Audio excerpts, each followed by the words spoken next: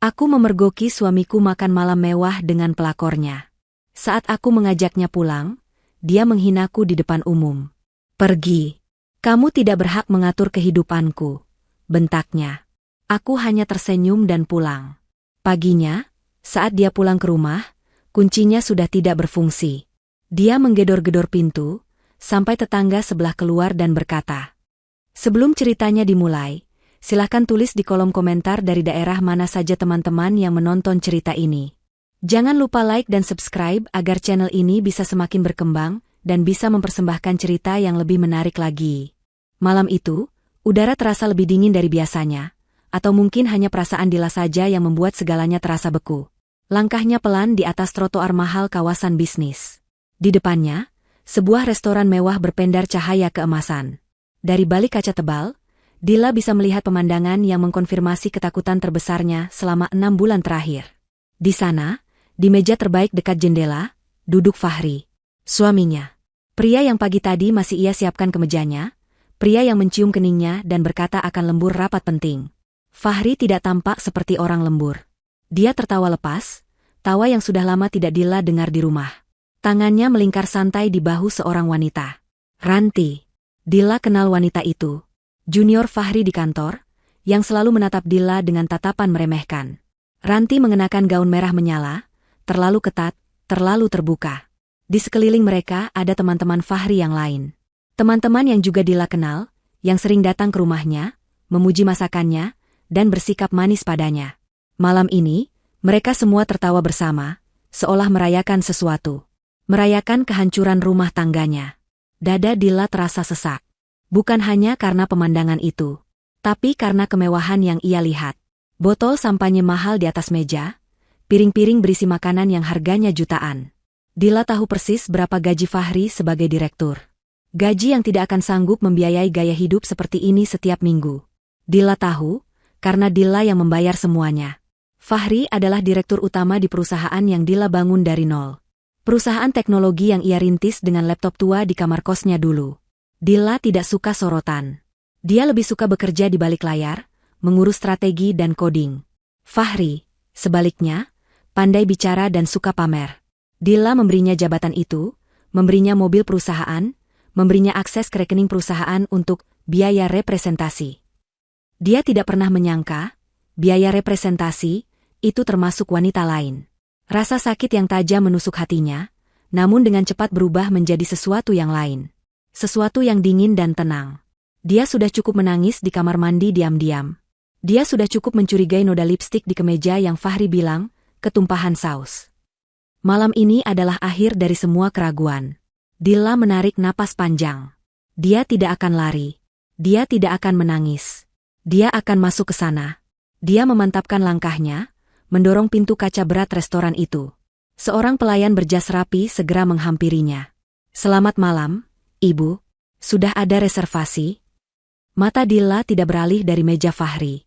"Saya tamu mereka," ujarnya datar, menunjuk ke arah suaminya. Pelayan itu ragu sejenak, melihat penampilan Dila yang sederhana namun rapi, kontras dengan meja yang penuh kemewahan itu. Tapi Dila sudah melangkah melewatinya. Suara langkah kakinya teredam karpet tebal, namun kehadirannya terasa. Satu persatu, teman-teman Fahri menyadari ada yang datang. Tawa mereka mati. Fahri yang terakhir sadar. Dia sedang menyuapi Ranti sepotong udang ketika dia melihat bayangan di depannya. Matanya membelalak. Wajahnya pucat pasi, lalu berubah merah padam karena marah. "Dila," desisnya. Ranti memandang Dila dari atas ke bawah. Senyum sinis terbit di bibirnya yang merah. "Mas Fahri," suara Dila tenang, tidak bergetar. "Ayo pulang. Ini sudah malam." Dila mengulurkan tangannya, isyarat lembut untuk mengajaknya berdiri. Itu adalah gerakan yang biasa ia lakukan, gerakan seorang istri yang mengingatkan suaminya. Tapi reaksi Fahri jauh dari biasa. Dia melihat sekeliling. Teman-temannya menonton. Ranti menonton. Malu dan egonya meledak bersamaan. "Plah." Fahri menepis tangan Dila dengan kasar. Begitu keras hingga Dila sedikit terhuyung. "Ngapain kamu kesini, wanita jelek, bikin malu saja." Suara Fahri menggelegar di dalam restoran yang tiba-tiba senyap. Semua tamu menoleh. Para pelayan membeku. "Jangan berlagak seolah kau istriku," teriaknya lagi, wajahnya memerah menahan amarah. Kamu itu tidak berhak mengatur kemana dan bersama siapa aku pergi. Hening. Lalu, tawa meledak dari meja itu. Ranti tertawa paling keras, memegang perutnya seolah itu adalah lelucon terlucu yang pernah ia dengar. Teman-teman Fahri ikut tertawa, menutupi mulut mereka, saling menyikut, menikmati pertunjukan. Dilla berdiri tegak. Dia merasakan panas di pipinya, bukan karena tamparan, tapi karena hinaan. Wanita jelek. Kata itu terngiang. Pria yang sama yang dulu memujinya sebagai wanita tercantik, kini meneriakkan kata itu di depan umum. Dilla menatap Fahri. Menatap matanya yang penuh kebencian. Lalu dia menatap Ranti, yang menyandarkan kepalanya dengan manja di bahu Fahri. Alih-alih menangis atau berteriak balik, Dilla melakukan sesuatu yang tidak terduga. Dia tersenyum. Senyuman tipis, tenang, namun penuh arti. Senyuman itu membuat tawa Ranti berhenti. Senyuman itu membuat Fahri bingung. Iya, kamu benar, Mas, kata Dilla pelan, suaranya tetap jelas terdengar. Kita sudah tidak bersama lagi. Fahri terdiam. Dia mengharapkan drama. Dia mengharapkan air mata. Dia tidak mengharapkan ketenangan ini. Dilla tidak berkata apa-apa lagi. Dia berbalik. Punggungnya lurus, langkahnya mantap. Jilbabnya berkibar sedikit saat dia berjalan melewati meja-meja lain. Dia tidak menoleh ke belakang. Dia berjalan keluar dari restoran itu, meninggalkan suaminya yang masih bingung, selingkuhannya yang merasa menang, dan teman-teman mereka yang kini saling berbisik. Saat pintu kaca itu tertutup di belakangnya, Dilla tahu satu hal. Ini bukan akhir. Ini adalah awal dari perhitungan. Begitu pintu mobilnya tertutup, benteng pertahanan Dilla runtuh. Tapi hanya untuk 3 detik. Air mata yang sejak tadi ia tahan, akhirnya jatuh. Namun, bukan air mata kesedihan seorang wanita yang patah hati. Itu adalah air mata amarah. Air mata seorang pejuang yang baru saja diludahi di medan perang. Dia memukul setir mobilnya. Sekali. Keras. Wanita jelek. Desisnya pada dirinya sendiri. Tidak berhak.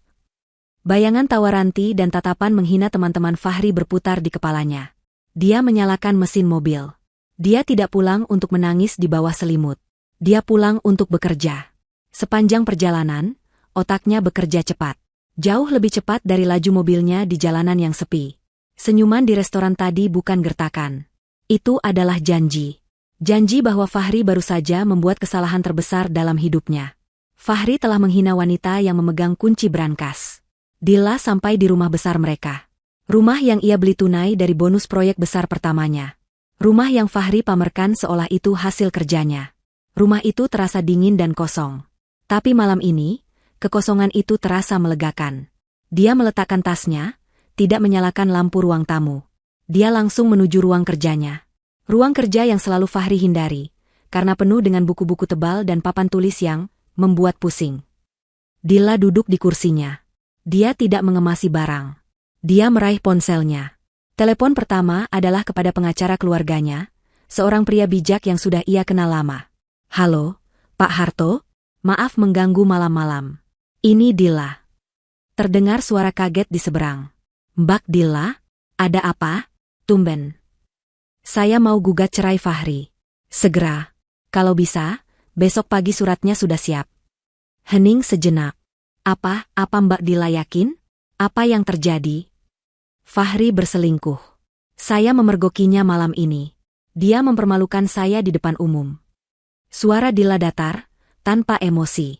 Saya mau prosesnya cepat. Dan tolong, bekukan semua rekening bersama dan kartu kredit atas nama dia yang terhubung ke perusahaan. Segera. Malam ini juga. Baik, Mbak. Soal aset bagaimana? Pembagian harta? Tidak ada pembagian, potong Dilla. Bapak ingat perjanjian pranikah kita? Dan tuh. Saya ingat, potong Pak Harto. Rumah atas nama Mbak Dilla, harta bawaan. Perusahaan PT Jaya Digital, 95% saham atas nama Mbak Dilla. Fahri hanya pemegang saham 5%, itu pun hadiah dari Mbak. Tepat, kata Dilla. Dia tidak punya apa-apa. Saya mau dia keluar dari rumah saya dan perusahaan saya. Saya urus segera, Mbak Dilla. Besok pagi tim saya akan bergerak. Telepon ditutup. Dilla menarik napas. Satu selesai. Telepon kedua adalah ke nomor yang ia simpan sebagai jasa angkut 24 jam. Selamat malam. Saya Dila. Saya butuh jasa pindahan barang. Dini hari ini, pukul 3 pagi. Pukul 3 pagi, Bu? Suara di seberang terdengar ragu. Ya. Saya bayar 4 kali lipat dari harga normal. Tunai. Saya mau semua barang pria di kamar utama, ruang kerja depan, dan semua koleksi jam tangan serta sepatu di lemari pajangan, diangkut keluar. Suara itu langsung bersemangat. Siap, Bu. Alamat lengkapnya? Dila memberikan alamatnya. Saya mau semua barang itu dibawa ke Panti Asuhan Harapan Bunda di Jalan Merdeka. Catat sebagai sumbangan dari hamba Allah. Jangan sampai ada yang tertinggal. Baik, Bu. Pukul 3 kami tiba. Telepon dituta. 2 selesai. Telepon ketiga adalah ke tukang kunci langganannya. Mas Tono, ini Dila. Bisa datang ke rumah? Jam 5 pagi. Sebelum subuh. Siap, Bu Dila. Ada masalah? Ganti semua kunci di rumah saya. Pintu depan, pintu belakang, pintu garasi, gerbang. Semuanya. Saya mau yang terbaik, yang tidak bisa diduplikat sembarangan. Beres, Bu. Jam 5 saya di sana. 3 selesai. Dila bersandar di kursinya. Dia merasa lelah, tapi juga lega. Ini baru langkah pertama. Dia kemudian bangkit, berjalan ke dinding di belakang meja kerjanya. Di sana tergantung sebuah lukisan kaligrafi besar. Dila menggeser lukisan itu. Di baliknya, sebuah brankas tanam digital. Dia memasukkan sandinya. Bukan tanggal pernikahan mereka. Bukan tanggal ulang tahun Fahri. Sandinya adalah tanggal dia mendirikan perusahaan ini seorang diri. Pintu brankas terbuka pelan. Di dalamnya, tertata rapi dokumen-dokumen yang menjadi sumber kekuatannya. Dia mengeluarkannya satu persatu. Pertama, sertifikat hak milik rumah ini. Jelas tertulis, pemegang hak, Dila Putri. Kedua, akta pendirian perusahaan PT Jaya Digital. Pemegang saham mayoritas, 950 lembar, Dila Putri. Pemegang saham minoritas, 50 lembar, Fahri Wijaya. Ketiga, tumpukan berkas rekening bank. Bukan rekening bersama yang Fahri pegang. Ini adalah rekening pribadi Dila, rekening perusahaan yang utama. Rekening tempat semua keuntungan besar proyek-proyeknya mengalir. Rekening yang Fahri bahkan tidak tahu ada. Dila menatap dokumen-dokumen itu. Inilah hidupnya. Inilah hasil kerja kerasnya. Hasil dari malam-malam tanpa tidur, dari proposal yang ditolak, dari negosiasi alot. Dan Fahri, pria yang ia percayai untuk menjadi wajah perusahaan, pria yang ia biarkan menikmati kemewahan dari hasil keringatnya, baru saja menyebutnya wanita jelek. Dila tersenyum dingin. Dia meraih laptopnya. Dia membuka akses sistem keuangan perusahaan. Dia melihat tagihan kartu kredit perusahaan yang dipegang Fahri. Restoran mewah malam ini, toko perhiasan minggu lalu, butik desainer 3 hari yang lalu, hotel bintang 5 akhir pekan kemarin. Semua bukti itu ia simpan. Lalu, dengan satu klik, dia menekan tombol blokir permanen untuk semua kartu atas nama Fahri. Dia juga memindahkan sisa dana dari rekening bersama ke rekening pribadinya, menyisakan saldo 0 rupiah. Jam di dinding menunjukkan pukul 2 pagi. Dila bangkit. Dia pergi ke kamar utama. Dia membuka lemari pakaian raksasa. Di sisi kiri, pakaiannya. Di sisi kanan, puluhan setelan jas mahal, kemeja impor, dan dasi sutra milik Fahri. Dia mulai bekerja. Dia mengeluarkan semua pakaian Fahri, melemparkannya ke lantai. Dia mengambil 3 koper terbesar. Dia tidak sedang mengemasi barang Fahri. Dia hanya mengumpulkan barang-barang yang ingin dia sumbangkan. Dia teringat tetangganya, Bu RT, yang selalu ingin tahu. Bu RT pasti akan bangun mendengar suara truk pindahan jam 3 pagi. Dila tersenyum. Itu lebih baik. Biarkan ada saksi. Saat jam dinding berdentang 3 kali, Dila mendengar suara truk besar berhenti di depan gerbangnya. Waktunya bersih-bersih sampah. Jam di ruang kerja Dila menunjukkan pukul 2.55 pagi. Dia berdiri di dekat jendela, memandang ke jalanan yang gelap dan sepi. Jantungnya berdebar sedikit, bukan karena takut, tapi karena antisipasi. Tepat pukul 3, seperti jarum jam, 2 lampu truk besar berbelok di tikungan jalan, cahayanya menembus kegelapan. Mereka tiba. 2 truk box besar dan 1 mobil van berhenti tepat di depan gerbang rumahnya. Dila menekan tombol pembuka gerbang otomatis dari ruang kerjanya. Gerbang itu bergeser tanpa suara. Seorang pria tegap berjaket tim turun dari van dan menghampiri pintu depan. Dilla sudah menunggunya. Ibu Dilla? Kami dari Angkut 24 Jam. Sapa pria itu, namanya Tarno, sang mandor. Selamat pagi, Mas Tarno. Terima kasih sudah datang cepat, kata Dilla tenang. Dia mengenakan gamis rumahan sederhana dan jilbab instan yang praktis. Mohon maaf jam kerjanya tidak biasa. Siap, Ibu. Sesuai kesepakatan, kami bawa 10 orang. Mau mulai dari mana? Tarno dan timnya terlihat profesional. Mereka sudah biasa menangani pindahan aneh di jam-jam mustahil. Kita mulai dari kamar utama di lantai 2. Semua pakaian pria. Semua sepatu pria di rak kaca. Semua jam tangan di laci pajangan. Lalu ke ruang kerja di depan. Angkut semua yang ada di ruangan itu, kecuali perabot tanam. Meja, kursi, komputer, koleksi miniatur, semuanya. Terakhir, di garasi, ada 1 set stick golf dan 2 sepeda gunung. Itu juga diangkut. Dilla menyerahkan beberapa lembar uang tunai ratusan ribu kepada Tarno. Ini uang muka seperti yang dijanjikan. Sisanya setelah selesai. Saya minta cepat, rapi, dan jangan sampai ada barang saya, barang wanita, yang tergores. Mata Tarno berbinar melihat jumlah uang itu. Siap, laksanakan, Bu. Cepat dan senyap. Ayo, teman-teman, gerak. Tim itu langsung bergerak seperti semut. Mereka masuk berbaris, membawa kotak-kotak lipat dan pembungkus. Dilla menunjuk, ini kamar utamanya. Dia membuka pintu kamar yang baru beberapa jam lalu ia tinggalkan. Dia membuka lemari pakaian raksasa di sisi kanan. Sisi Fahri. Semua ini, jas, kemeja, celana, ikat pinggang. Masukkan kotak. Tim itu bekerja efisien. Dalam hitungan menit, deretan jas Armani, Degna, dan Hugo Boss milik Fahri sudah terlipat rapi di dalam kotak. Kemeja-kemeja sutra yang harganya jutaan per helai bernasib sama. Dilla lalu menunjuk ke rak sepatu kaca. Semua sepatu pria di sini. Dari sepatu Keds koleksi sampai sepatu pantofel kulit. Satu persatu, sepatu-sepatu yang selalu Fahri poles dan banggakan itu, Prada, Gucci, Ferragamo, dimasukkan ke kotak. Berikutnya, laci pajangan. Di dalamnya, berderet koleksi jam tangan Fahri. Rolex, Patek Philippe, Tag Heuer. Fahri selalu bilang itu adalah investasi. Ini juga diangkut. Mas, hati-hati, tapi masukkan kotak saja semua, ujar Dilla datar. Mandor itu sedikit ragu. Bu, ini jam tangan mahal sekali. Yakin, Bu? Saya yakin. Barang-barang ini mau disumbangkan. Jadi tolong segera dibungkus.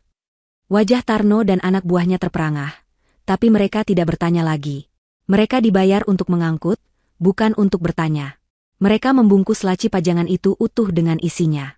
Dilla lalu membawa mereka ke ruang kerja Fahri. Ruangan ini adalah gua, suaminya. Penuh dengan mainan mahal. Komputer gaming spek dewa, 3 monitor besar, kursi pijat gaming, dan rak-rak penuh miniatur robot edisi terbatas. Semua di ruangan ini. Meja, kursi, komputer, dan semua pajangan itu. Bawa semua. Siap, Bu.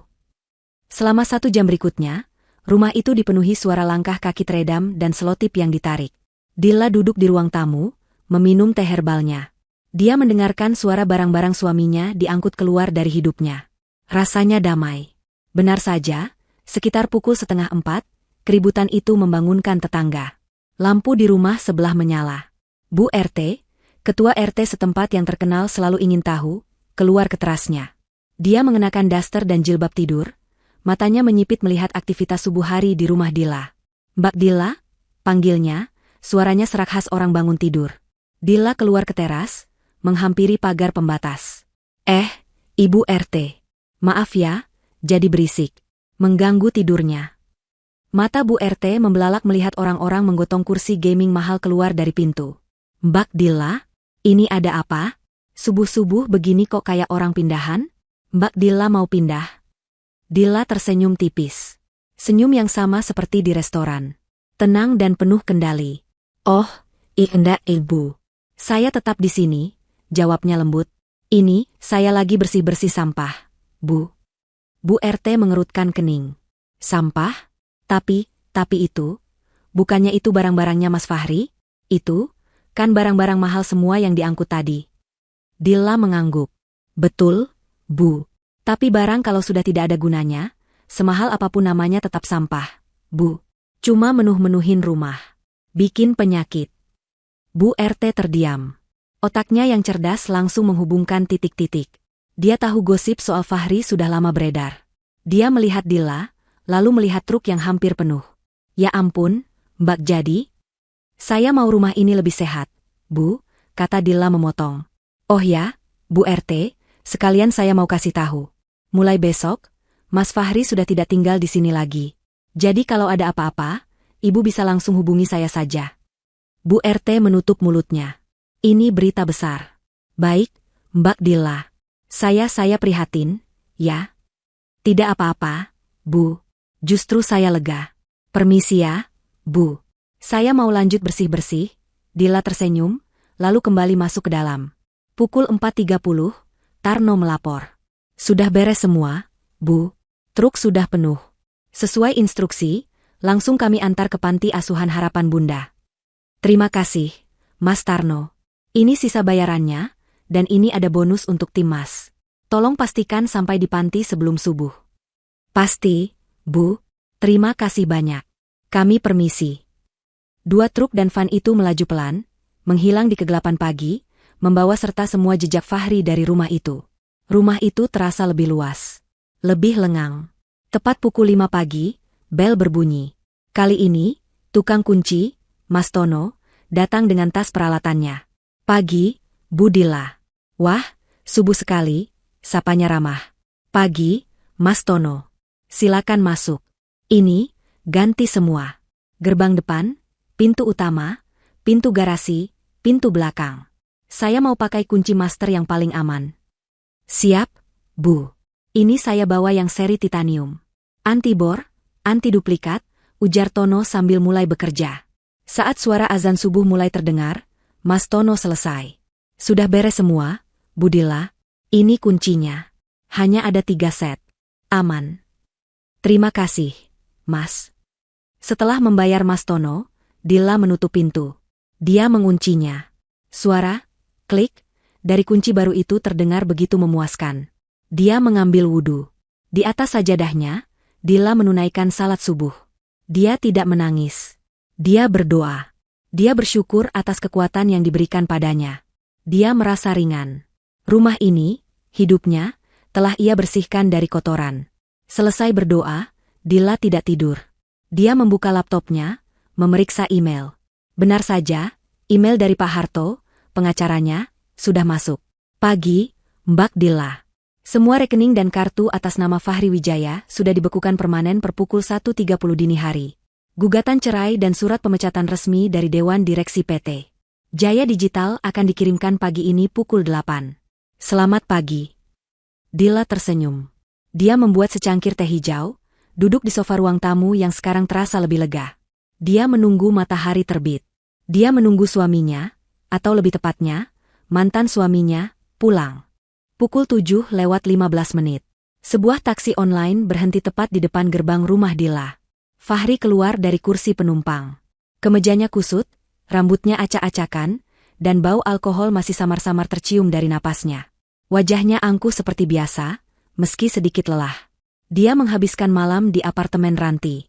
Setelah Dilla pergi, suasana pesta sempat canggung, tapi Ranti dan teman-temannya berhasil meyakinkan Fahri bahwa Dilla hanya cari perhatian.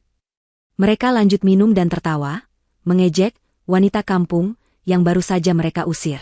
Ranti membisikinya bahwa sekaranglah saatnya Fahri menceraikan Dilla dan mengambil alih semua asetnya. Fahri setuju. Dia merasa berkuasa. Dia pulang pagi ini dengan satu tujuan, mengusir Dilla dari rumahnya. Dia akan memberi wanita itu pelajaran. Dia berjalan santai ke gerbang, merogoh saku celananya, dan mengeluarkan gantungan kunci mewahnya. Dia memasukkan kunci gerbang ke lubangnya. Kunci itu tidak mau masuk sepenuhnya. Dia mengerutkan kening. Dia mencoba lagi, mendorongnya. Tetap tidak bisa.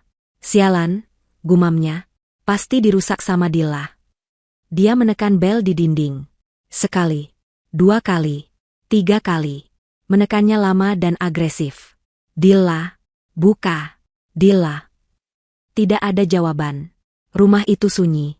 Fahri mulai marah. Dia bergeser ke pintu depan khusus pejalan kaki, yang terpisah dari gerbang utama. Dia memasukkan kunci rumahnya. Lagi-lagi, kunci itu tidak masuk. Dia melihat lubang kuncinya. Berbeda.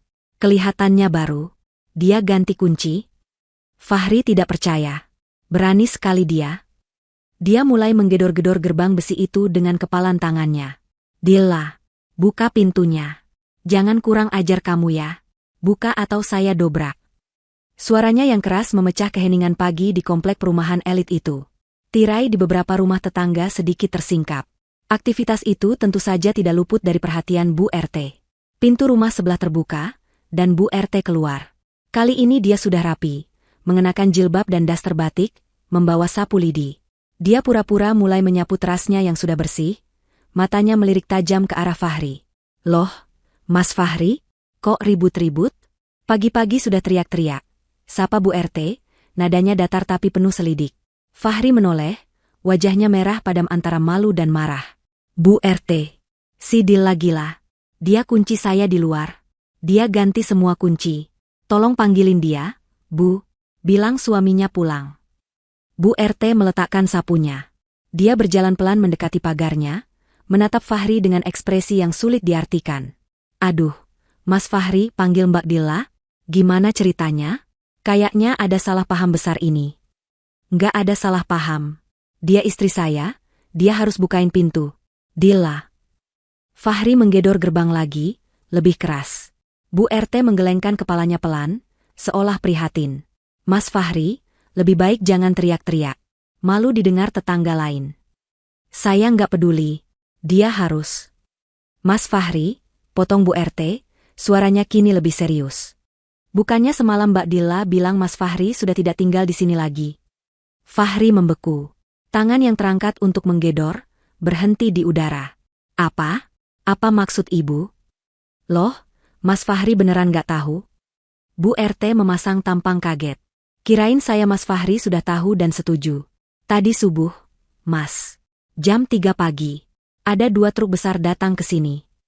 Rasa dingin yang aneh mulai menjalar di punggung Fahri, mengalahkan sisa alkohol di tubuhnya. Truk? Truk apa?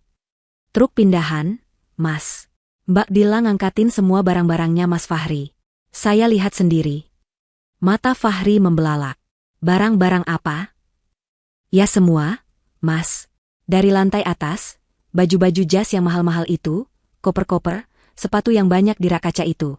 Terus dari ruang kerja Mas Fahri yang di depan, komputer besar, kursi main itu, kursi apa namanya yang kayak di mobil balap itu. Semuanya diangkut. Mas, bersih. Wajah Fahri pucat pasi. Dibawa kemana? Bu RT tampak berpikir. Nah, itu dia. Tadi saya sempat dengar obrolan Mbak Dila sama mandornya. Katanya. Bu RT mendekatkan wajahnya ke pagar, disumbangkan ke panti asuhan, Mas. Panti asuhan Harapan Bunda. Apa? Disumbangkan? Fahri berteriak, suaranya pecah. Gila, wanita gila. Itu barang-barang saya. Itu koleksi saya. Harganya miliaran.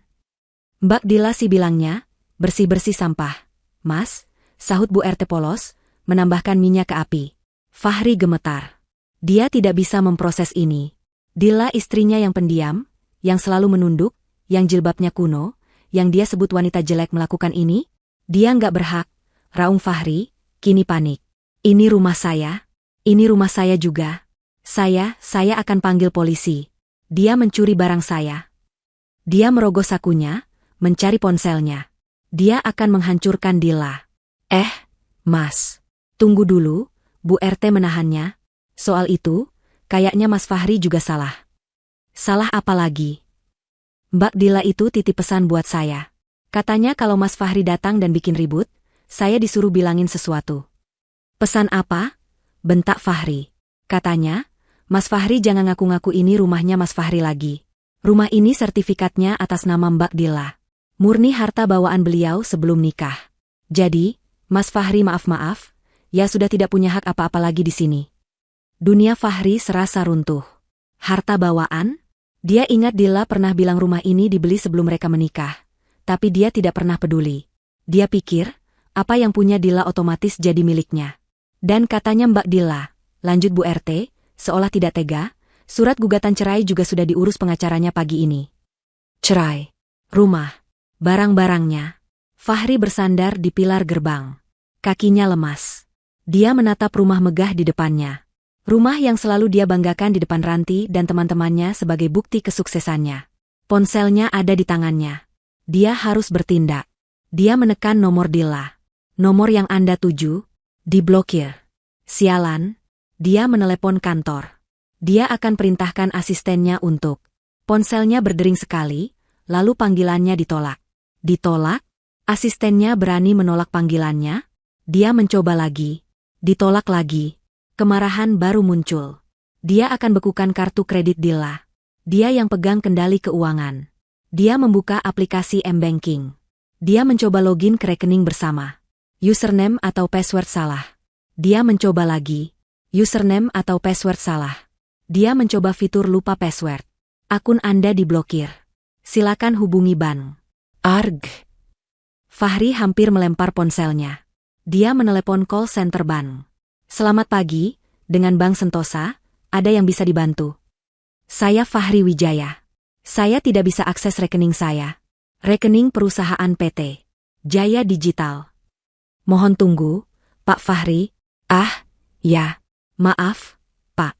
Menurut data kami, akses Bapak sebagai direktur telah dicabut pagi ini pukul 1.35 oleh pemegang saham utama.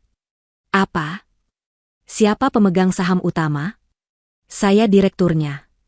Maaf, Pak. Pemegang saham utama dan pemilik rekening adalah Ibu Dila Putri. Beliau juga telah membekukan semua kartu kredit tambahan atas nama Bapak Fahri Wijaya.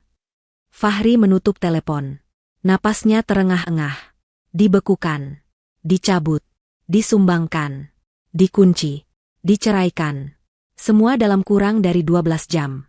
Dia menatap Bu RT, yang masih menatapnya dengan iba palsu. Mas Fahri kayaknya syok berat.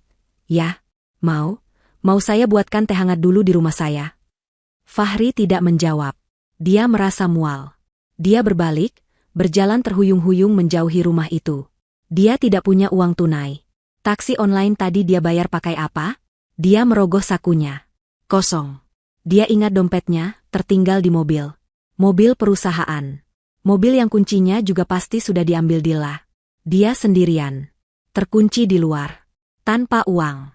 Tanpa barang. Dia harus ke suatu tempat. Satu-satunya orang yang bisa membantunya. Dia mulai berjalan kaki, tujuannya satu, apartemen Ranti. Dia akan meminjam uang Ranti. Dan bersama, mereka akan balas dendam pada Dila. Dia belum sadar, mimpi buruknya baru saja dimulai. Fahri berjalan. Kakinya yang biasa menginjak pedal gas mobil sport mewah kini menginjak trotoar yang retak dan berdebu. Dia sudah berjalan kaki hampir 2 kilometer dari komplek rumahnya. Matahari pagi mulai terasa menyengat, membuat kemeja kusutnya semakin lepek oleh keringat. Wajahnya memerah, bukan hanya karena panas, tapi karena campuran amarah dan rasa malu yang luar biasa. Setiap klakson motor yang lewat terasa seperti ejekan. Orang-orang di warung kopi pinggir jalan menatapnya. Pria berjas mahal, tapi berjalan kaki dengan wajah kacau di jam kerja. Fahri menunduk, berusaha mempercepat langkah. Apartemen Ranti masih 8 kilometer lagi. Dia tidak mungkin berjalan kaki sampai sana. Dia masih tidak percaya. Dila, istrinya yang pendiam itu. Wanita berhijab yang selalu menunduk jika diajak bicara, yang dianggapnya bodoh dan penurut. Wanita itu baru saja menghancurkan hidupnya dalam satu malam. Gila. Benar-benar gila, gumam Fahri pada dirinya sendiri. Tangannya terkepal. Awas kamu, Dila. Awas kamu. Kamu pikir saya akan diam saja? Kamu akan bayar semua ini. Saya akan tuntut kamu. Saya akan pastikan kamu membusuk di penjara karena mencuri barang-barang saya. Dia masih hidup dalam penyangkalan. Dia masih merasa bahwa dialah yang berkuasa. Bahwa ini hanya rintangan kecil. Yang dia butuhkan sekarang hanyalah sampai ke tempat Ranti. Ranti akan menenangkannya. Ranti yang cantik dan modern itu akan tertawa bersamanya, mengejek Dila yang kampungan. Lalu mereka akan menyusun rencana. Ranti pasti punya uang.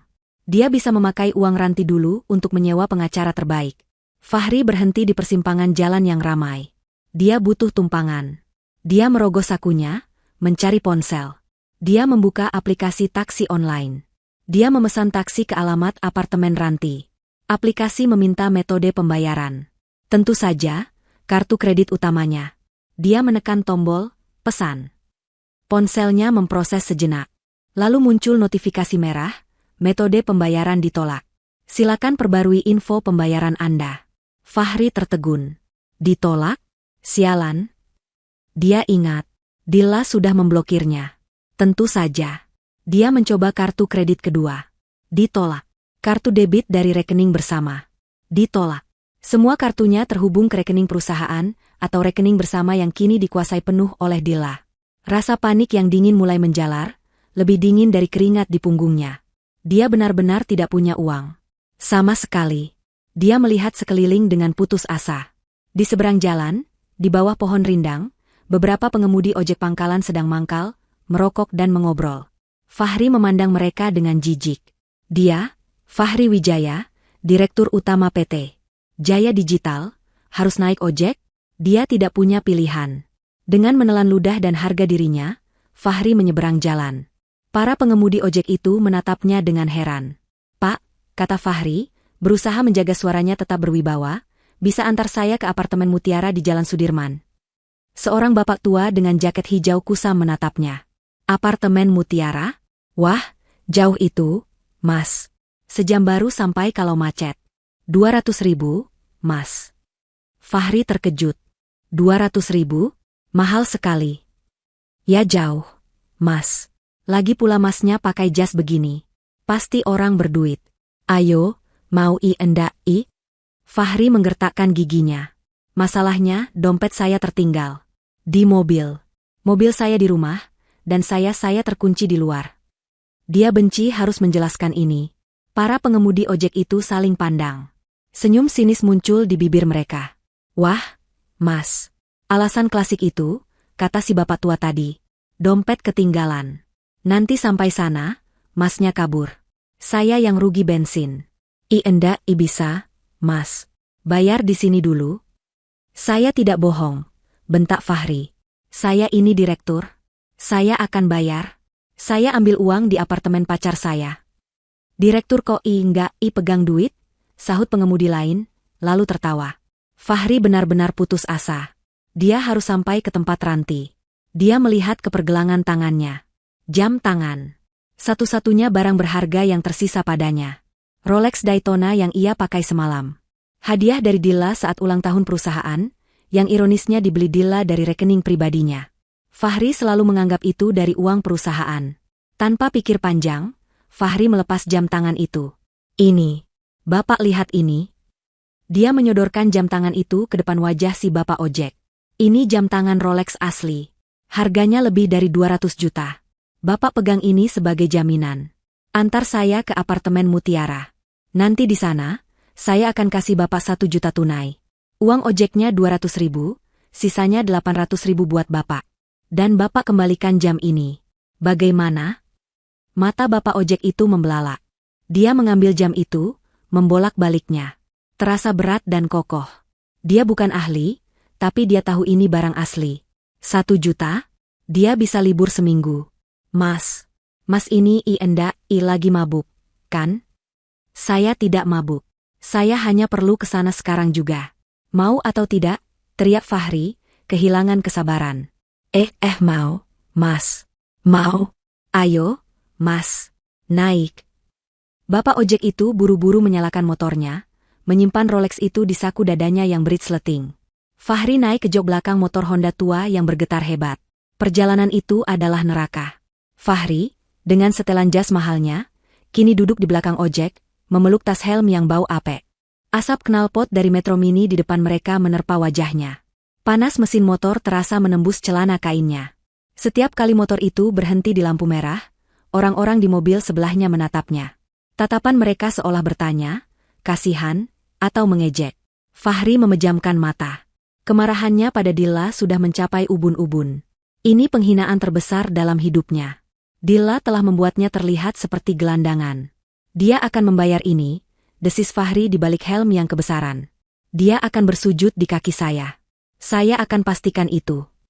Setelah hampir 1 jam yang terasa seperti selamanya, motor itu akhirnya memasuki kawasan Jalan Sudirman. Tapi motor itu tidak berbelok ke komplek apartemen mewah yang biasa Fahri datangi untuk urusan bisnis. Motor itu masuk ke sebuah jalan kecil di belakang gedung-gedung pencakar langit. Ini alamatnya, Mas. Apartemen Mutiara, kata Bapak ojek. Fahri turun. Dia menatap gedung di depannya. Ini bukan apartemen mewah. Ini apartemen kelas menengah ke bawah. Catnya kusam di beberapa tempat. Lobinya kecil. Ini? Kamu yakin ini apartemen Mutiara? Tanya Fahri, bingung. Iya, Mas. Yang di Jalan Sudirman ya ini. Kalau yang mewah itu namanya Mutiara Residence. Di depannya lagi. Alamat Mas tadi Mutiara Apartemen. Fahri memeriksa ulang aplikasi ojeknya. Benar. Ranti memberinya alamat ini. Kenapa? Mas, uangnya? Tagih si Bapak ojek. Tunggu di sini. Jangan kemana-mana, perintah Fahri. Dia masuk ke lobi kecil itu. Seorang resepsionis wanita muda sedang bermain ponsel. Saya tamu Ranti. Unit 1208, kata Fahri. Resepsionis itu menatapnya. Ranti? Oh, Mbak Ranti. Silakan, Mas. Tunggu. Saya butuh bantuan kamu. Dompet saya tertinggal. Saya perlu bayar ojek di luar. Saya pinjam uang kamu dulu 1 juta. Nanti saya ganti. Saya Fahri, pacarnya Ranti. Resepsionis itu menatapnya curiga. Pinjam 1 juta. Pak? Maaf, Pak. Saya enggak bisa. Saya tidak minta. Saya pinjam. Ini. Fahri sudah di puncak emosinya. Dia melihat kartu identitas perusahaannya yang masih menggantung di lehernya, sisa dari hari kerja kemarin. Dia melepasnya dengan kasar. Ini kartu direktur saya. Kamu pegang ini. Jaminan. Kasih saya 1 juta. Resepsionis itu kaget melihat kartu bertuliskan, Direktur Utama. Dia ragu, tapi takut. Dia akhirnya membuka lacinya. Saya cuma ada 800.000, Pak. Uang kas. Bawa sini semua, bentak Fahri. Dia mengambil uang itu, berlari keluar. Pak, ini uangnya. Bapak ojek menghitungnya. Loh, Mas. Katanya 1 juta. Ini 800. Jam tangan saya itu harganya 200 juta. Ambil saja uang itu dan kembalikan jam saya. Bapak ojek itu berpikir. 800.000 untuk 1 jam kerja. Dia tersenyum. Ya sudah, Mas. Ini jamnya. Terima kasih. Ya, Mas. Bapak ojek itu mengambil uangnya, mengembalikan Rolex itu, dan segera tancap gas sebelum Fahri berubah pikiran. Fahri kembali ke lobi, membanting sisa uang 200.000 ke meja resepsionis. Bayaran ojeknya. Itu kembaliannya. Mana kartu saya? Resepsionis itu menyerahkan kartu identitas Fahri dengan tangan gemetar. Fahri menyambarnya dan langsung menuju lift, menekan tombol 12 dengan kasar. Dia tidak peduli lagi soal apartemen yang jelek. Dia tidak peduli soal ojek. Yang dia tahu, dia akan bertemu Ranti. Dia akan memeluk Ranti. Dan mereka akan mulai merencanakan kehancuran Dilla. Dia siap untuk dikasihani, dipeluk, dan dibela. Lift berdenting. Pintu terbuka di lantai 12. Koridornya sempit dan berbau sedikit apek. Dia berjalan cepat ke unit 1208. Dia memencet bel berkali-kali, lalu menggedor pintu. Ranti, sayang, buka. Ini aku, Fahri, cepat buka. Pintu unit 1208 terbuka setelah beberapa gedoran keras. Sosok Ranti muncul di baliknya. Tapi ini bukan Ranti yang Fahri lihat semalam. Semalam, Ranti adalah Dewi dalam balutan gaun merah menyala, dengan rambut tergerai sempurna dan riasan wajah profesional. Pagi ini, Ranti yang membukakan pintu adalah wanita yang berbeda. Dia mengenakan daster tipis bermotif bunga yang sudah kusam, warnanya pudar di beberapa bagian. Rambutnya acak-acakan, diikat sekenanya. Wajahnya polos tanpa riasan, memperlihatkan lingkaran hitam di bawah matanya dan beberapa bekas jerawat. Dia tampak lelah dan jauh lebih tua. Sayang, seru Ranti, suaranya terdengar kaget dan manja seperti dibuat-buat. Ya ampun, kok pagi-pagi banget kesini? Kamu, kok kucel banget? Kamu enggak, pulang semalam. Fahri tidak menjawab. Dia mendorong pintu, melangkah masuk melewati Ranti. Dan dia membeku. Apartemen itu, Fahri menatap sekeliling dengan mata terbelalak. Dia mengharapkan interior mewah yang sering Ranti ceritakan. Dia mengharapkan sofa kulit, TV layar datar 80 inci, dan pemandangan kota yang menakjubkan. Yang dia dapatkan adalah studio sempit. Sangat sempit. Ruangan itu adalah kamar tidur, ruang tamu, dan dapur dalam satu tempat. Di sudut, ada kasur di lantai tanpa ranjang, hanya ditutupi sprei kusut. Di seberangnya ada sofa kecil yang penuh tumpukan baju. Wastafel dapur kecil di pojok ruangan penuh dengan piring kotor bekas makan mie instan. Baju-baju dalam bergelantungan di jemuran lipat di dekat jendela. Ruangan itu berbau campuran antara parfum murah dan sisa makanan. Tas-tas bermerek yang selalu Ranti tenteng, tergeletak di lantai. Dari dekat, Fahri baru sadar. Jahitannya terlihat kasar. Itu barang palsu. Semuanya KW. Ini apartemen kamu? Suara Fahri serak. Kamu bilang kamu tinggal di tower eksekutif. Ranti tertawa gugup, menutup pintu dan memeluk Fahri dari belakang. Ya ampun, sayang. Ini apartemen transit aku aja. Kan aku pernah bilang. Yang satu lagi direnovasi besar-besaran. Udah kamu kenapa sih tegang banget? Sini duduk dulu. Dia mencoba menarik Fahri ke sofa, tapi Fahri menepis tangannya. Dia berbalik menghadap Ranti. Wajahnya penuh amarah yang tertahan. Gila, Ran?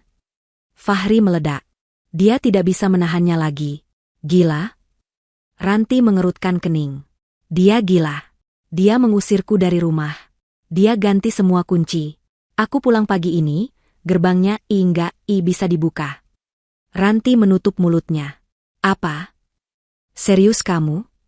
Serius? Teriak Fahri. Dan bukan cuma itu. Dia mengangkut semua barangku. Semua bajuku, koleksi jam tanganku, stick golfku. Semuanya. Dia bilang ke Bu RT, tetangga sebelah, kalau barang-barang itu disumbangkan ke panti asuhan. Gila. Itu barang miliaran, Ran. Fahri berjalan mondar-mandir di ruangan sempit itu, seperti harimau dalam kandang. Dan dia memblokir semuanya. Rekeningku, kartu kreditku, semuanya ditolak. Aku enggak bisa akses uang perusahaan. Aku kesini, kamu tahu aku kesini naik apa? Naik ojek. Aku harus jaminin Rolexku ke tukang ojek. Gara-gara perempuan jilbab sialan itu. Fahri berhenti, napasnya terengah-engah. Dia menatap Ranti, mencari simpati, mencari dukungan. Tapi enggak apa-apa, katanya, mencoba menenangkan diri. Dia pikir dia bisa menang. Kita ke pengacaraku sekarang. Kita tuntut dia.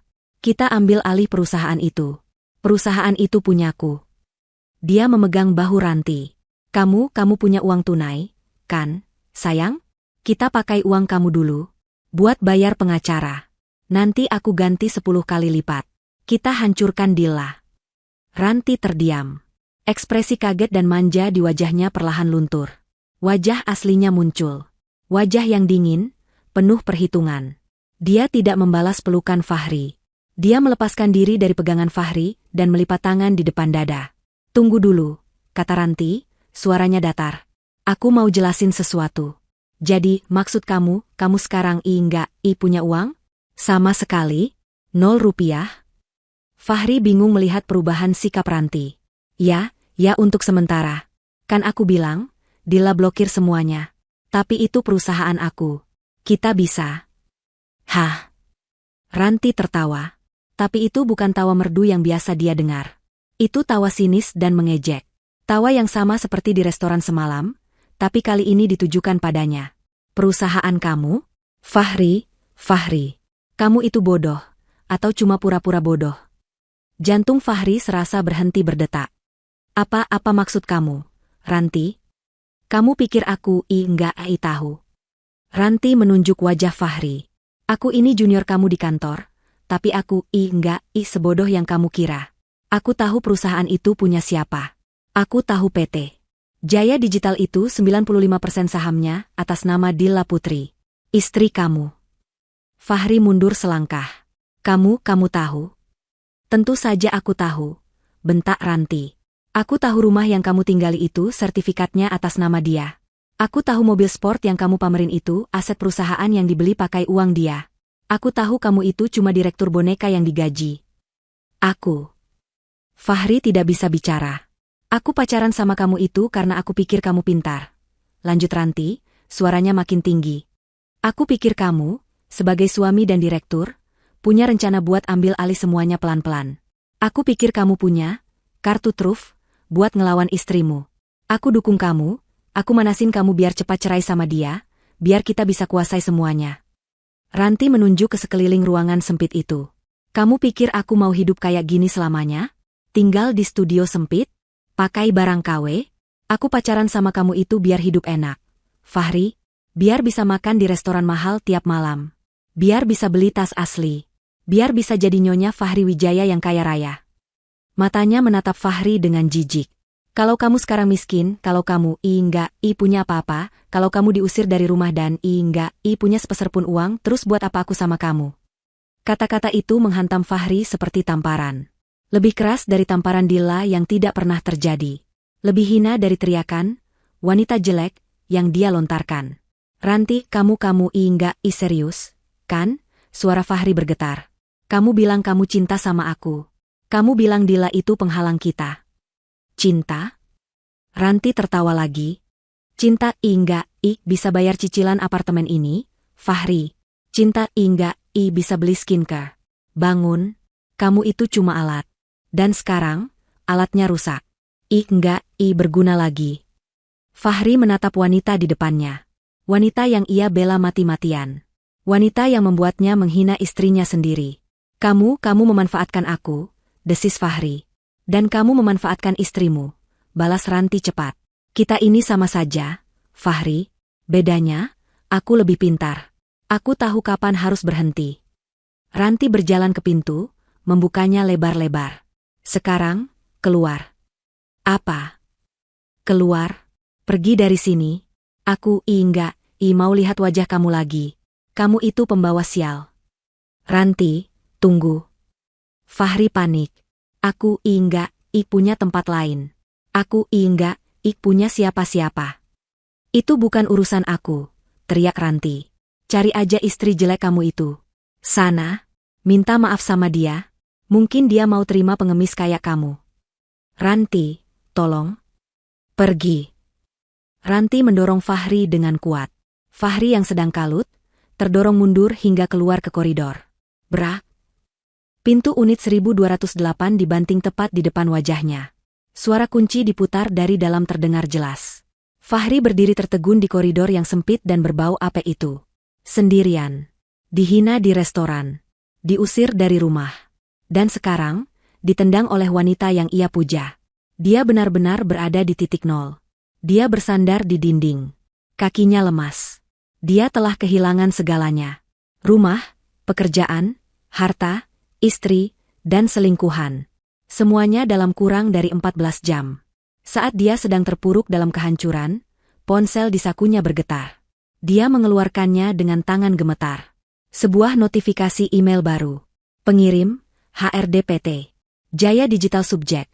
Surat resmi, pemutusan hubungan kerja, PHK, tidak hormat, Saudara Fahri Wijaya. Dia membukanya. Surat itu singkat dan brutal.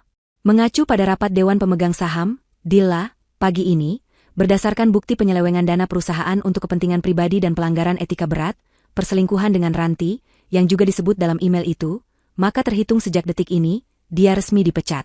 Di paragraf terakhir, tertulis bahwa perusahaan akan menempuh jalur hukum untuk menuntut kembali semua kerugian yang telah ia timbulkan. Ponsel itu terlepas dari genggamannya, jatuh ke lantai koridor dengan suara pelan. Fahri Wijaya telah hancur. Benar-benar hancur. Fahri terduduk lemas di lantai koridor apartemen yang berbau apek. Ponselnya tergeletak di sampingnya, layarnya masih menyala, menampilkan email pemecatan itu.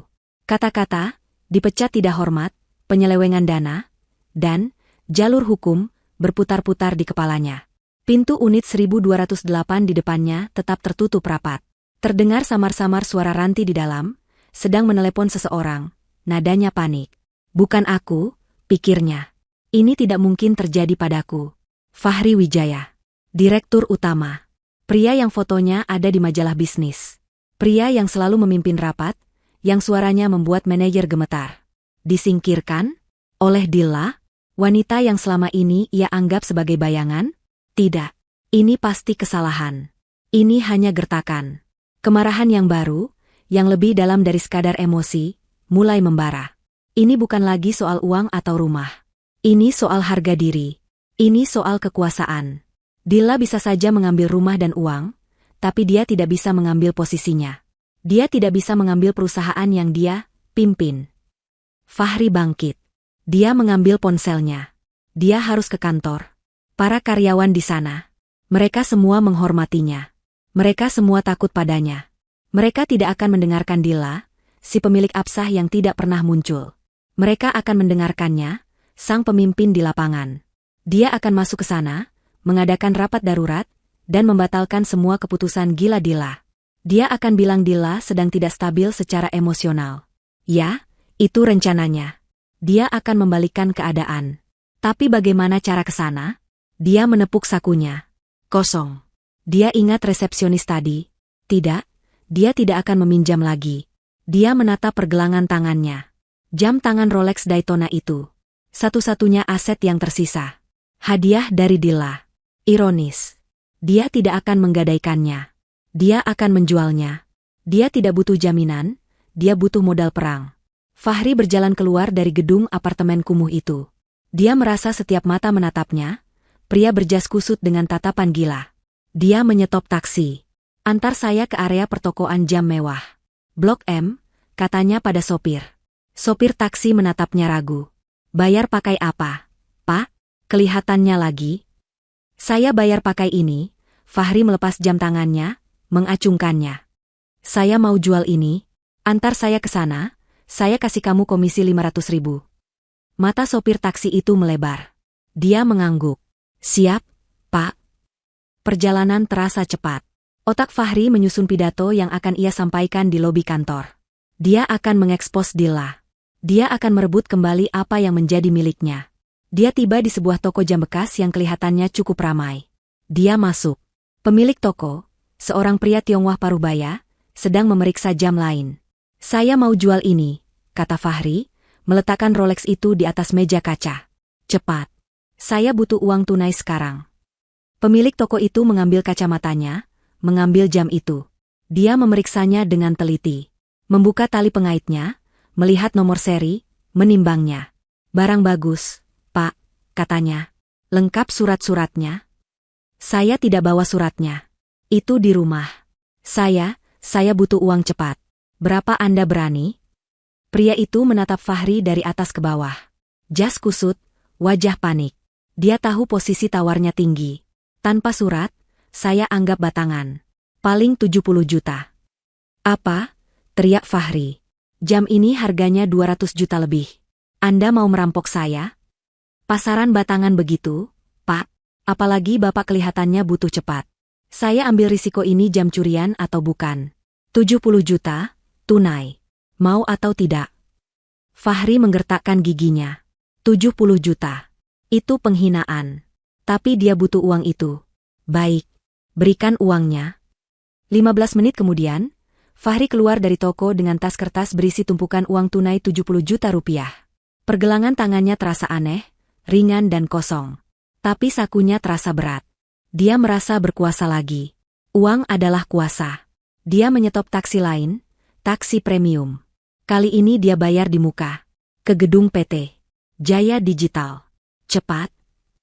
Dia membayar sopir taksi pertama yang menunggunya, memberinya komisi yang dijanjikan. Saat mobil melaju membelah kemacetan Jakarta, Fahri merapikan jasnya. Dia menyisir rambutnya ke belakang dengan jari. Dia mungkin kusut, tapi dia membawa uang 70 juta. Dia masih seorang raja. Taksi berhenti di depan lobi megah PT Jaya Digital. Gedungnya, dia melangkah keluar. Udara AC yang dingin langsung menyambutnya. Aroma kopi mahal dan parfum khas lobi itu tercium. Ini adalah wilayah kekuasaannya. Dia berjalan tegap, dagunya terangkat, melewati pintu kaca otomatis. Beberapa karyawan junior yang baru datang menunduk takut padanya. Seperti biasa. Bagus. Auranya masih ada. Dia berjalan lurus menuju barisan lift eksekutif. Dia mengeluarkan kartu aksesnya dari dompet yang ada di saku jasnya, yang untungnya tidak ikut rangkut truk sumbangan. Dia menempelkan kartunya ke sensor lift. BIP. Lampu merah menyala. Di layar kecil tertulis, akses ditolak. Fahri terdiam. Dia mencoba lagi. BIP. Merah. Akses detail. Ada masalah dengan sistem. Gumamnya. Dia berbalik, berjalan ke meja resepsionis dengan langkah marah. Rina, kenapa kartu akses saya tidak berfungsi? Sistemnya sedang down. Rina, resepsionis yang biasanya selalu tersenyum manis padanya, kini terlihat pucat dan gugup. Dia tidak berani menatap mata Fahri. Selamat siang, Pak Fahri. Itu bukan, Pak. Sistemnya tidak down. Lalu kenapa? Reset kartu saya. Sekarang. Maaf, Pak, kami tidak bisa. Fahri. Sebuah suara tenang namun tegas memanggilnya dari belakang. Fahri berbalik. Itu Pak Satrio, kepala keamanan gedung. Pria tegap yang selalu membungkuk dalam-dalam setiap kali Fahri lewat. Hari ini, dia berdiri tegak. Dua petugas keamanan lain yang berbadan lebih besar berdiri di belakangnya. Pak Satrio, bagus kamu di sini. Kartu saya tidak berfungsi. Anak buah kamu di meja depan ini tidak becus. Bentak Fahri. Pak Satrio menggeleng pelan. Maaf, Pak Fahri. Kartu Bapak memang sudah tidak berfungsi. Sesuai email dari HRD yang kami terima pagi ini pukul 8, akses Bapak untuk seluruh fasilitas perusahaan telah dicabut permanen. Darah Fahri mendidih. Dicabut? Siapa yang berani mencabut akses saya? Saya direktur utama di sini. Saya yang bayar gaji kalian. Perintah langsung dari pemilik perusahaan. Pak, kata Pak Satrio, suaranya tetap datar. Pemilik? Dilla? Dia di sini? Fahri tertawa sinis. Wanita itu mana ngerti urusan kantor. Dia pikir ini rumah tangga? Panggil kepala HRD. Suruh dia turun sekarang juga. Kepala HRD sedang rapat, Pak. Dengan pemilik perusahaan. Bagus, seru Fahri. Biar Dilla turun sendiri ke sini. Biar dia lihat siapa yang sebenarnya berkuasa di... Ting. Suara lift eksekutif di belakang mereka berdenting. Pintu lift yang terbuat dari baja tahan karat itu terbuka tanpa suara. Fahri berbalik, siap melontarkan amarahnya. Dan dia membeku. Yang keluar dari lift bukan Dilla yang ia kenal. Bukan Dilla yang memakai daster atau gamis bunga-bunga sederhana. Bukan Dilla yang selalu menunduk dengan jilbab kuno yang ia ejek. Wanita yang melangkah keluar itu memancarkan aura kekuasaan. Dilla mengenakan setelan modest profesional berwarna biru navy yang elegan. Potongannya tajam dan pas di badan. Jilbab sifon yang serasi melilit kepalanya dengan gaya modern dan rapi. Riasan wajahnya tipis namun tegas. Dia terlihat cantik, berwibawa, asing. Di sampingnya, berjalan Pak Harto, sang pengacara keluarga. Di belakangnya, dua direktur divisi, Pak Heru dan Pak Anton, yang selama ini selalu menjilat Fahri, kini berjalan mengekori Dilla seperti ajudan, membawa map dan tablet. Seluruh lobi terdiam. Karyawan yang berlalu lalang berhenti, menatap pemandangan itu. Fahri tertegun. Dilla? Suaranya keluar seperti bisikan. Rombongan kecil itu berhenti beberapa langkah di depannya. Mata Dilla menatap lurus ke arah Fahri. Tatapannya dingin. Tidak ada cinta, tidak ada benci, tidak ada kesedihan. Hanya tatapan seorang atasan pada masalah yang harus dibereskan. Pak Satrio, suara Dilla terdengar jelas, tenang, dan bergema di lobi yang hening. Saya sudah instruksikan pagi tadi. Perusahaan ini sudah bersih. Kenapa? Sampah, ini masih ada di lobi. Sampah. Kata itu menusuk harga diri Fahri lebih dalam dari pisau manapun. Ini penghinaan di depan umum. Di istananya sendiri. Dilla, raung Fahri, wajahnya merah padam. Berani kamu bilang begitu padaku? Kamu pikir kamu siapa? Dilla sedikit memiringkan kepalanya, ekspresinya tidak berubah. Maaf. Anda siapa, ya? Fahri terbelalak. Apa maksudmu? Ini aku, Fahri, suamimu. Dilla tersenyum tipis. Senyum yang sama persis seperti di restoran semalam. Senyum yang kini Fahri sadari adalah senyum kemenangan. Oh, maaf. Saya koreksi, kata Dilla. Pertama, Anda mantan suami. Surat gugatan sudah didaftarkan pagi ini. Kedua, Anda mantan karyawan. Yang baru saja dipecat secara tidak hormat karena korupsi dan penyelewengan dana. Dilla menoleh ke Pak Satrio. Nadanya kini berubah tajam, penuh perintah. Pak Satrio, saya tidak mau lihat orang ini lagi di properti saya. Tolong keluarkan dia. Dilla, jaga mulutmu. Kamu tidak bisa lakukan ini padaku. Aku yang bangun perusahaan ini. Fahri mulai maju, Jarinya menunjuk-nunjuk. Anda tidak membangun apapun. Sela Pak Harto, sang pengacara. Anda hanya boneka yang digaji dari keringat istri Anda. Dan sekarang, talinya sudah diputus. Kurang ajar. Fahri menerjang. Dia ingin meraih Dilla, ingin mengguncang wanita itu. Tapi dia tidak pernah sampai. Dua petugas keamanan yang sejak tadi diam, bergerak cepat. Mereka mencengkeram kedua lengan Fahri dengan pegangan baja. Lepaskan. Lepaskan saya. Fahri meronta-ronta. Kalian tidak tahu siapa saya. Saya direktur utama. Dilla bahkan tidak menoleh lagi. Dia hanya memberi isyarat kecil dengan dagunya. Pak Satrio, kata Dilla sambil berbalik, pastikan dia tidak bisa masuk lagi. Jika dia melawan atau mencoba masuk lagi, jangan ragu panggil polisi. Kita sudah punya cukup bukti untuk menjebloskannya atas percobaan penggelapan. Dilla kembali melangkah ke lift, diikuti para direkturnya. Heru, Anton, kita lanjutkan rapat di ruangan saya. Bahas vendor baru pengganti perusahaan Doni. Siap, Bu Dilla, jawab mereka serempak. Lift tertutup. Dilla, keluar kamu. Dilla, jangan jadi pengecut.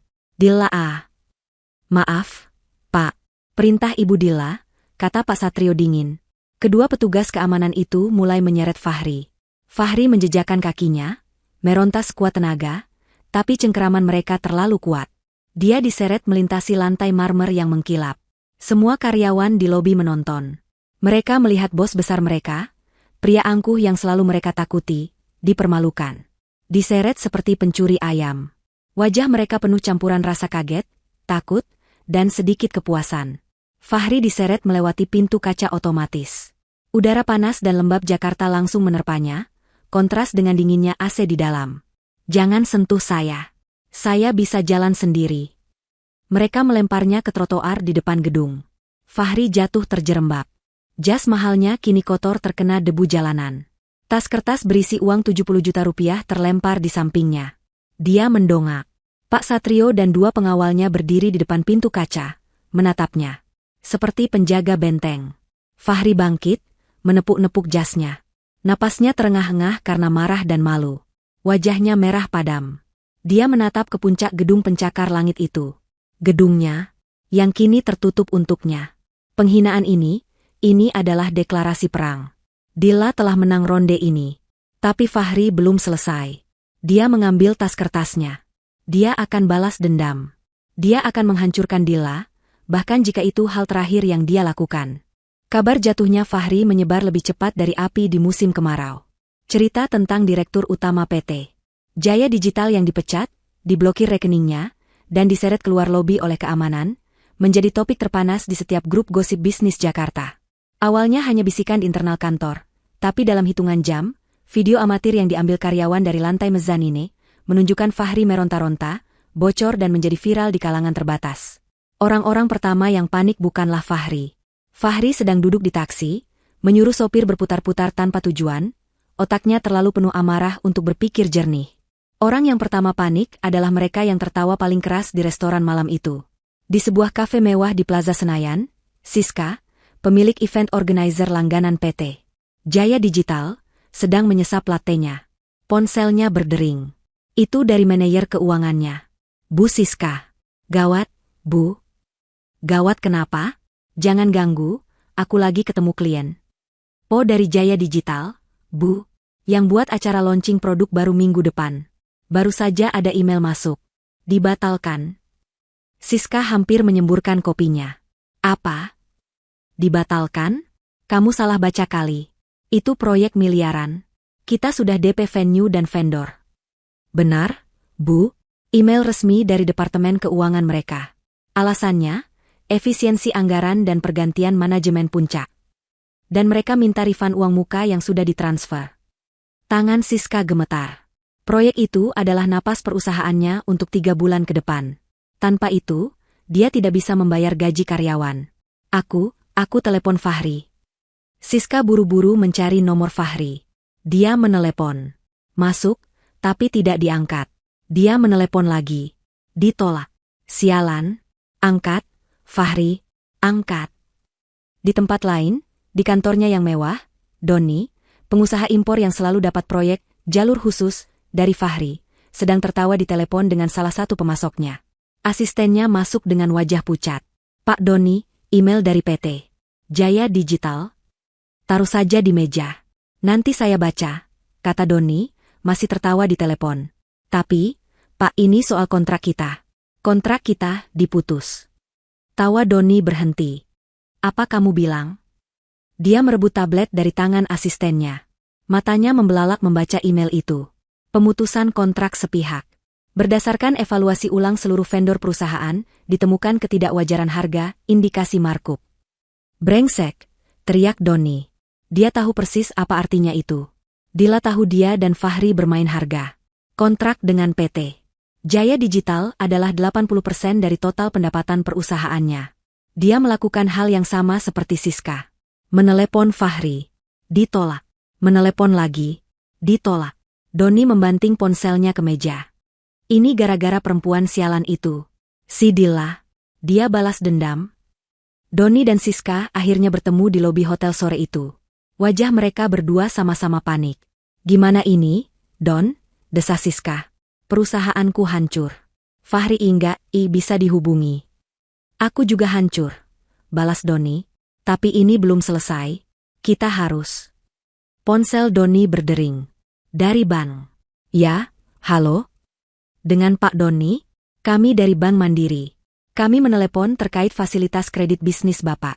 Kami baru dapat kabar bahwa kontrak utama Bapak dengan PT Jaya Digital telah diputus.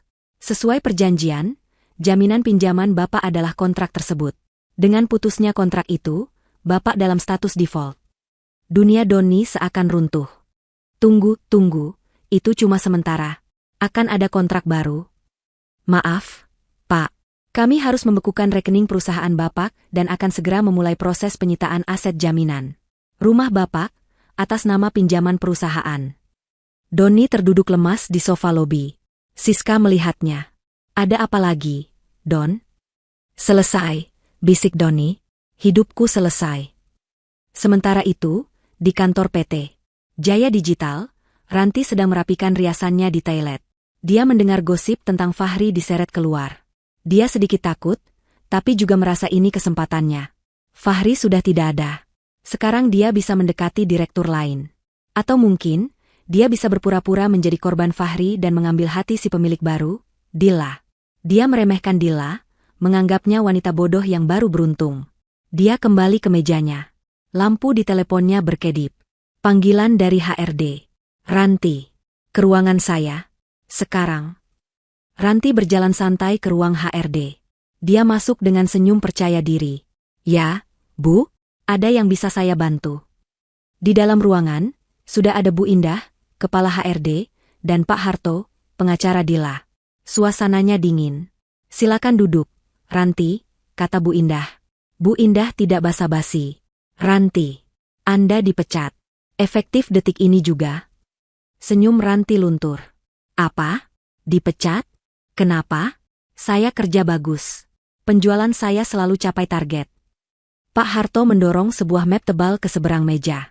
"Kami tidak membicarakan kinerja penjualan Anda. Kami membicarakan ini." Ranti membukanya. Itu adalah salinan rekening koran, rekening perusahaan, dan rekening pribadinya. Ada puluhan transfer dari rekening PT Jaya Digital yang disetujui oleh Fahri ke rekening pribadi Ranti. Jumlahnya bervariasi. 5 juta, 10 juta, 20 juta. Totalnya, selama 6 bulan terakhir, mencapai 300 juta rupiah. Keterangannya selalu, biaya representasi tambahan, atau bonus kinerja khusus. Wajah Ranti pucat pasi.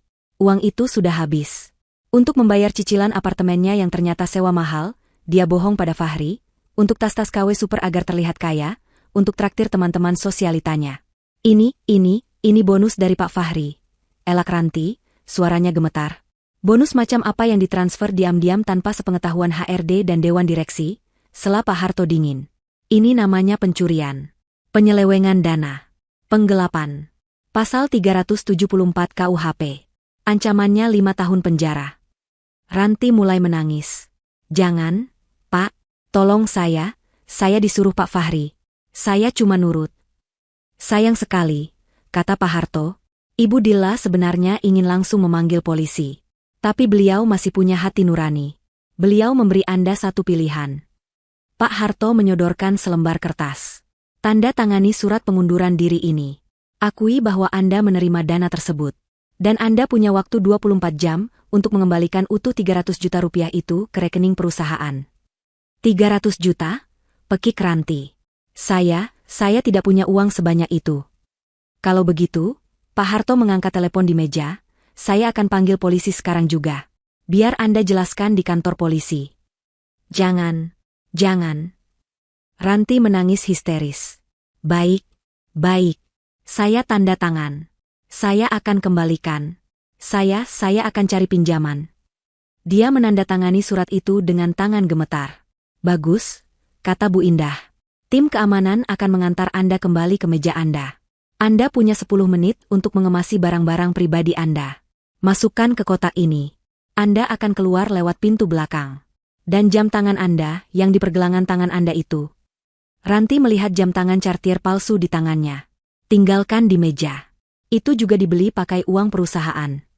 1 jam kemudian, Ranti, si pelakor yang angkuh, berjalan keluar dari pintu belakang gedung, memeluk sebuah kotak kardus berisi barang-barang pribadinya. Tanpa pekerjaan, tanpa reputasi, dan dengan utang 300 juta yang harus dibayar dalam 24 jam. Karma telah datang dengan cepat. Malam harinya, Fahri akhirnya menyuruh taksi berhenti. Dia sudah menghabiskan 3 juta rupiah hanya untuk berputar-putar. Dia berhenti di sebuah taman kota yang gelap. Dia lelah. Dia lapar. Dia kalah. Dia duduk di bangku taman yang dingin. Di seberangnya, sebuah warung Tegal masih buka. TV kecil di warung itu sedang menyiarkan berita bisnis malam. Fahri mendengarkan dengan tatapan kosong. Langkah berani diambil oleh CEO baru PT Jaya Digital, Ibu Dilla Putri. Setelah membersihkan jajaran direksi lama atas dugaan korupsi, hari ini Ibu Dilla mengumumkan langkah filantropi yang mengejutkan. Wajah Dilla muncul di layar. Profesional, tersenyum tenang, jilbabnya rapi. Ibu Dilla mengumumkan akan menyumbangkan seluruh aset pribadi sang mantan direktur yang berhasil diselamatkan. Kamera beralih, menunjukkan gambar yang diambil pagi tadi. Tumpukan jas mahal, deretan sepatu kulit, koleksi jam tangan mewah, dan stick golf. Barang-barangnya ditaksir bernilai miliaran rupiah, akan disumbangkan ke beberapa yayasan, termasuk Yayasan Harapan Bunda yang menaungi korban KDRT dan panti asuhan. Sebuah klip wawancara singkat Dilla diputar. Bagi saya, harta yang didapat dengan cara tidak jujur dan menyakiti orang lain bukanlah berkah, melainkan sampah. Lebih baik, sampah ini kita ubah menjadi sesuatu yang berguna bagi mereka yang membutuhkan. Jantung Fahri serasa diremas. Dia tidak hanya mengambil semuanya. Dia tidak hanya memecatnya. Dia tidak hanya mengusirnya. Dia menghapus jejaknya. Dia memberikan semua hasil, kerja keras, dan investasi Fahri kepada korban KDRT. Dia membuat Fahri terlihat seperti monster di mata publik. Sementara dia menjadi malaikat. Fahri menunduk. Dia melihat setelan jasnya yang kusut dan kotor. Dia melihat tas kertas berisi uang tunai di sampingnya. Uang hasil menjual satu-satunya barang yang tersisa. Dia telah kehilangan segalanya. Rumah, harta, pekerjaan, reputasi, istri, selingkuhan, teman. Dia kini benar-benar sendirian. Duduk di bangku taman, seperti gelandangan. Rasa marah yang tadi membara, kini padam. Digantikan oleh sesuatu yang jauh lebih dingin dan gelap. Keputusasaan. Dia hancur. Benar-benar hancur. 2 bulan berlalu. Jakarta sudah melupakan skandal kecil Fahri Wijaya. Dunia bisnis terus berputar, dan bintang baru kini telah bersinar. Bintang itu bernama Dilla Putri. Wajah Dilla, dalam balutan jilbab profesional yang elegan, kini rutin menghiasi majalah-majalah bisnis. Sang arsitek di balik layar, begitu salah satu judul artikel menyebutnya. Wanita yang mengambil kembali tahtanya. PT Jaya Digital, di bawah kendali penuhnya, melesat. Dilla memotong semua, lemak, vendor-vendor titipan Fahri, proyek-proyek pamer yang tidak menguntungkan, dan fokus pada inovasi inti. Dalam 2 bulan, dia berhasil menandatangani 2 kontrak besar dengan klien multinasional. Malam itu, Dilla berada di tempat yang sangat ia kenal. Restoran mewah yang sama dari bab 1. Tempat di mana dia pernah dihina dan diinjak-injak. Tapi malam ini, dia tidak datang sebagai istri yang ketakutan. Dia datang sebagai CEO. Dia duduk di meja terbaik di restoran itu, meja yang sama persis di dekat jendela. Dia tidak duduk bersama Fahri dan teman-teman palsunya. Dia duduk bersama Tuan Nakamura dan Tuan Tanaka, dua investor besar dari Jepang. Mereka sedang dalam tahap akhir negosiasi untuk menyuntikkan dana ratusan miliar ke perusahaan Dilla. Dilla tampil memukau. Dia mengenakan setelan celana panjang berwarna putih gading, dipadukan dengan blus sutra dan jilbab berwarna mocha yang serasi. Dia berbicara dengan fasih, menjelaskan proyeksi bisnisnya. Sesekali dia tertawa kecil, tawa percaya diri yang membuat kedua investor itu mengangguk-angguk kagum. Dia telah berubah. Rasa sakit malam itu telah menempa baja dalam dirinya. Dia bukan lagi Dilla yang menunduk. Dia adalah Dilla yang menatap lurus ke depan. Di sisi lain Jakarta, di sebuah kamar kos sempit dan bau di daerah kumuh, Fahri terbangun. Dia tidur di atas kasur tipis di lantai. Uang 70 juta rupiah, hasil menjual jamnya telah habis. Habis untuk menyewa kamar kos berpindah-pindah, habis untuk minum-minum setiap malam, mencoba melupakan kenyataan. Dia belum makan seharian. Perutnya perih. Jas yang ia pakai saat diseret keluar dari kantornya, tergantung di paku di dinding. Kini kotor dan robek di beberapa bagian. Itu satu-satunya setelan yang ia punya. Malam ini, rasa laparnya mengalahkan rasa malunya. Dia harus makan. Dia merogoh semua kantong celananya. Kosong. Dia memeriksa laci meja butut. Hanya ada beberapa koin 200 perak. Dia putus asa. Dia teringat restoran mewah itu. Restoran tempat dia terakhir kali merasa berkuasa. Dia tidak tahu kenapa, tapi kakinya seolah bergerak sendiri ke sana. Mungkin dia bisa mengemis di depan restoran itu. Mengharapkan belas kasihan dari tamu-tamu kaya. Betapa jatuhnya dia. Dia berjalan kaki berjam-jam. Menyusuri trotoar, diabaikan oleh dunia. Akhirnya, dia sampai. Dia berdiri di seberang jalan, memandangi cahaya keemasan restoran itu. Dan dia melihatnya. Di meja dekat jendela. Duduk seorang wanita. Cantik, elegan, berkuasa. Wanita itu tertawa. Fahri menyipitkan matanya. Jantungnya serasa berhenti. Dilla? Itu Dilla. Istrinya. Tapi, bukan istrinya. Wanita itu tampak seperti bintang film. Dia tampak bahagia. Dia tampak kaya. Dia tampak sempurna. Tanpa dirinya. Sesuatu dalam pikiran Fahri putus. Semua kemarahan, kebencian, dan penyangkalannya selama ini, lenyap. Digantikan oleh satu perasaan yang melumpuhkan, penyesalan. Dia salah. Dia salah besar. Dilla adalah tambang emasnya, dan dia telah membuangnya demi batu kerikil. Dia tidak buta. Dilla cantik. Dia hanya terlalu bodoh untuk melihatnya. Dia harus mendapatkannya kembali. Dia tidak peduli lagi dengan harga diri. Dia tidak peduli dengan tatapan orang. Dia berlari menyeberang jalan, tidak peduli klakson mobil yang memekik. Pelayan di pintu depan mencoba menahannya. Maaf, Pak. Bapak tidak bisa masuk dengan pakaian seperti itu. Fahri, dengan sisa tenaga terakhirnya, mendorong pelayan itu hingga tersungkur. Minggir. Dia berlari masuk ke dalam restoran. Semua tamu menoleh. Musik klasik yang lembut berhenti. Dilla sedang mengangkat gelas minumnya saat mendengar keributan itu. Dia menoleh. Matanya bertemu dengan mata Fahri. Fahri berhenti di depan meja Dilla. Dia kotor. Rambutnya gimbal tak terurus. Janggutnya panjang dan berantakan. Dia bau. Sangat bau. Tuan Nakamura dan Tuan Tanaka menatap pria gelandangan itu dengan kaget dan jijik. Dilla. Bisik Fahri, suaranya parau. Lalu, di depan semua orang, di depan para investor, di depan tamu-tamu kelas atas, Fahri Wijaya melakukan hal yang tak terbayangkan. Dia bersujud. Dia menjatuhkan dirinya ke lantai marmer yang dingin, memeluk kaki Dilla. Dia menangis. Tangisan yang kencang dan menyedihkan. Dilla, maafkan Mas. Maafkan Mas. Sayang, teriaknya histeris. Dilla menarik kakinya dengan cepat, seolah baru saja menyentuh sesuatu yang menjijikan. Mas salah. Mas hilaf. Mas dibutakan sama Ranti. Dia iblis, Dilla. Dia yang meracuni Mas. Mas cinta sama kamu, Dilla. Cuma kamu. Para tamu di restoran itu ternganga. Beberapa mulai merekam dengan ponsel mereka.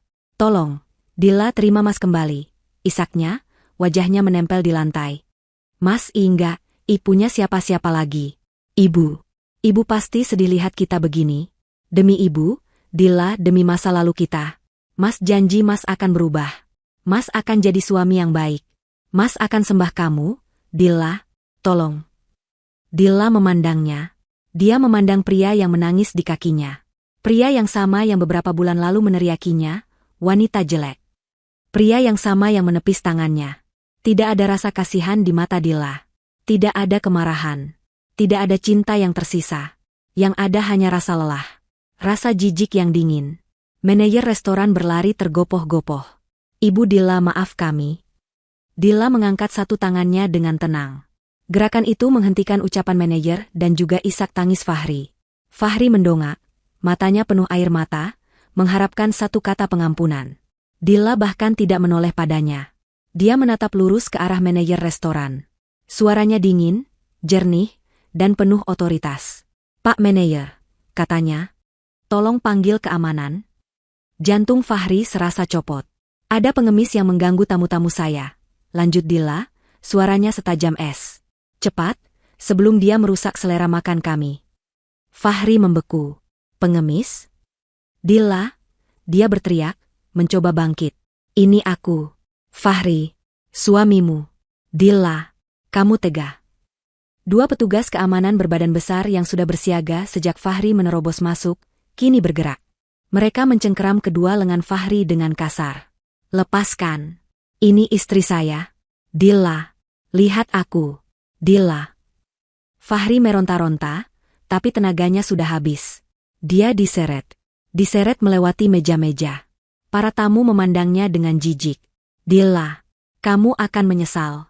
Kamu akan kembali padaku. Kamu tidak bisa hidup tanpa aku. Dilla Suaranya bergema di restoran, lalu terputus saat dia dilempar keluar melewati pintu depan. Di dalam, Dilla mengambil serbet kainnya, mengelap sepatunya yang tadi sempat disentuh Fahri, lalu melempar serbet itu ke lantai. Dia berbalik ke arah Tuan Nakamura dan Tuan Tanaka, yang menatapnya dengan takjub. Dilla tersenyum profesional. Maaf atas gangguannya, tuan-tuan. Drama yang tidak perlu. Sekarang, di mana kita tadi? Ah ya, soal proposal ekspansi ke pasar Asia Tenggara. Saya punya data baru yang ingin saya tunjukkan. Kedua investor itu saling pandang, lalu tersenyum lebar. Mereka tidak hanya melihat proposal bisnis yang brilian. Mereka baru saja melihat seorang pemimpin yang tangguh dan tanpa ampun. Mereka tahu, uang mereka aman di tangan wanita ini.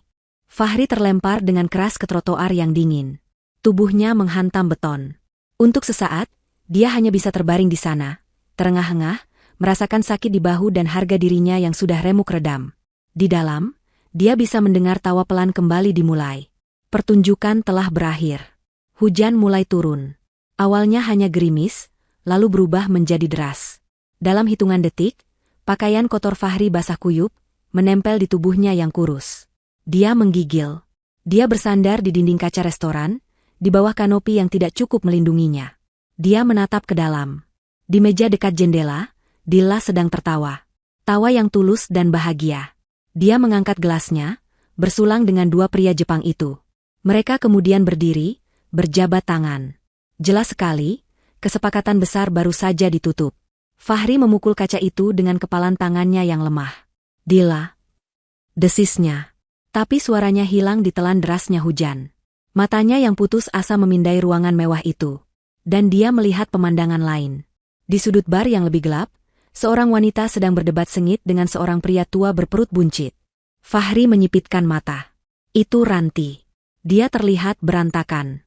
Riasannya tebal dan menor, mencoba menutupi kelelahan di wajahnya. Gaunnya masih ketat, tapi terlihat murah. Dia tidak bisa membayar utang 300 juta itu. Dia kini bekerja serabutan, menipu dari satu pria hidung belang ke pria hidung belang lainnya. Fahri melihat Ranti mencoba merayu pria tua itu, menyentuh lengannya dengan manja. Pria tua itu tampak muak.